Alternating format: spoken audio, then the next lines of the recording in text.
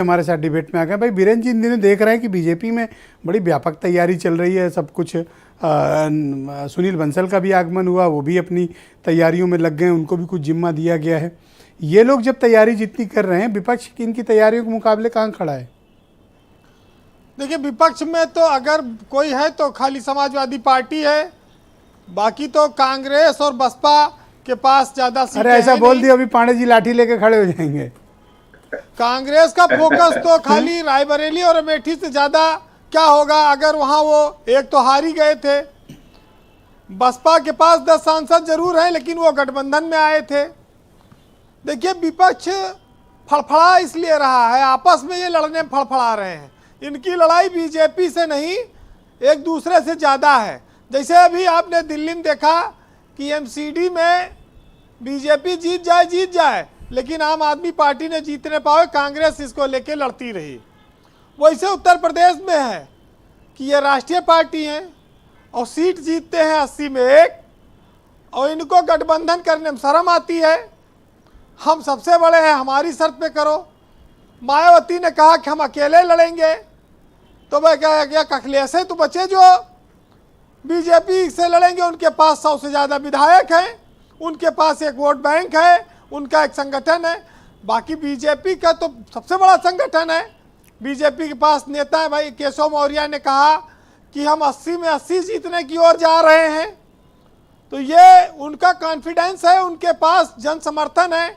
अच्छा, जितना बीजेपी के सांसद जीते थे उसमें तो उन्हीं के इलाके में करीब 50% जनता होगी, उनको पहचानती नहीं होगी। सांसद तो मोदी, अमित शाह, योगी के नाम पे जीत रहे ना। वो राशन वाली व्यवस्था, वो किसान सम्मान निधि, वो सब ताकत है बीजेपी की, लाभार्थी उनकी ताकत है। और ये गाना गा रहे हैं रामचरितमानस और मुख्तार, अतीक, बुलडोजर। जनता इसको कहाँ सुन रही है? वो तो कह रही भाई एक आदमी दे रहा है। मुफ्त राशन के आगे और पैसे के आगे सब फेल है। चाहे रेल बेचो, चाहे भेल, चाहे अर्थव्यवस्था टकराए, चाहे जनता का हमको पेट भर रहा है, हमारे पास आ रहा है। विपक्ष वाले चिल्लाते रहते हैं। अभी 2024 में ये चल रहा है बुलडोजर, अतीक और ये सब, और राम मंदिर को भी समर्पित कर देगी बीजेपी और वोट ले लेगी, हिंदू जगा देगी, तैयारी चल रही है। तो ये वोट का ध्रुवीकरण तो देखिए होना है, और बीजेपी ने इसके लिए अपनी तैयारी पहले से कर ली। और ये सब जो लड़ रहे हैं अलग अलग, ये खाली वोट कटवा की स्थिति में रहेंगे। इनके पास ज़्यादा कोई ताकत नहीं है। अभी हारी हुई सीटों की बात चल रही है कि बंसल जी गए थे, उनको वापस लाया गया। वो 1 साल से इनकी तैयारी चल रही है। अब सुनील बंसल को लोग जानते हैं, वो यूपी में चाणक्य की तरह रहे। बीजेपी की ताकत और बढ़ी है। क्या लोग ये नहीं जानते कि देश उस दौर में है जब 82 करोड़ लोग राशन को ज़्यादा महत्व दे रहे हैं और 500 रुपया को महंगाई, उज्ज्वला योजना, सिलेंडर, उसको उन्होंने नकार दिया है। जब बेरोजगारी की बात आती है, जब लोगों के सामने महंगाई की बात आती है, पढ़ाई लिखाई की बात आती है, चुनाव में वो सब बातें खत्म हो जाती हैं हिंदू मुस्लिम के आगे। ये बात लोग जानते हैं। जनता इन मुद्दों को ज़्यादा तवज्जो नहीं दे रही, ना उनकी परवाह करती है। यही मोदी और योगी और अमित शाह की ताकत है। जिस पार्टी को लोग सवर्णों की, मोदी और शाह की जोड़ी ने उसको ओबीसी और दलितों की पार्टी बनाने की ओर बढ़ा दिया है। बीजेपी में तो अब सवर्ण हाशिए पे है। सवर्ण के कोई 75 नहीं, न जो ठाकुर पंडित बनिया बहुत अपनी पार्टी इनको गिनते फिरते थे।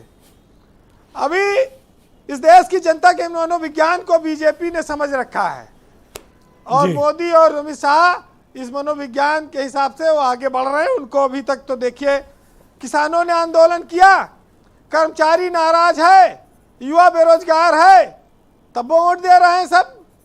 बीजेपी जीत रही है। मनोविज्ञान है तो है, और है क्या? हिंदू मुस्लिम का मनोविज्ञान भी कह लीजिए आप उसको, उसमें कौन बड़ी बात है? विपक्ष में एकता नहीं रहेगी। मायावती तो 2019 में एक बार 0 पाई ही थी। दुबे जी जो कह रहे हैं वो तो उनको मिल चुका है, उसका अनुभव है उनके पास। और कांग्रेस के पास एक सीट है। जानते हैं आप, मध्य प्रदेश में बीजेपी गांव-गांव में कथा कराए रही है। सारे बाबा 2024 तक बुक हो गए कथा करत है। यह एक उनका फंडा है। नहीं, कथा इस समय बड़ी पॉपुलर है। तो जैसे ये सब पहले बड़ा- दुर्गा पूजा, फिर गणेश पूजा, आजकल कथा बड़ी चलन में है। कथा के जी, जरिए बातें कम्युनिकेट की जा रही हैं। कथा और वो मुख्तार अंसारी का खुली गाड़ी में घूमना, कृष्णानंद राय की हत्या होना, तमाम सारी ऐसी चीजें हैं जो बीजेपी लोगों को बताती है, डराती है। देखो अगर गए तो फिर ये आ जाएंगे। अभी राम मंदिर का भी वो इशू लेके आएंगे। तो ये बड़ी सारी चीजें हैं इस प्रदेश में। और ये चुनाव विपक्ष के लिए बड़ा कठिन है 2024 का, क्योंकि न उनके पास कोई सहारा है न कोई हथकंडा। केंद्र में और यूपी में दोनों जगह बीजेपी बैठी है, उसके पास संगठन है, सत्ता है, ताकत है, संसाधन है। कैसे ये लोग जीतेंगे, क्या लड़ेंगे, भगवान जाने, रिजल्ट सब बताएगा। जी, बहरहाल ये टीवी पे बैठ के कह रहे हैं जो उनके लिए है कि इस प्रदेश के अंदाज गजब देखे हैं यारों, और गूंगों से कहा जाता है बहरों को पुकारो। जिस प्रदेश और देश में आखिरी में चुनाव हिंदू मुस्लिम पर जाएगा, वहां पर हरबंस राय जी की एक कविता मैं भी बताऊंगा आपको कि नफरतों का असर देखो, जानवरों का बंटवारा हो गया, गाय हिंदू हो गई, बकरा मुसलमान हो गया। मंदिरों में हिंदू देखे, मस्जिदों में मुसलमान, शाम को जब मैं खाने गया तब दिखे इंसान। बहुत शुक्रिया बीरेन जी, बहुत बड़ी बात आपने कह दी। बहुत बहुत शुक्रिया, धन्यवाद।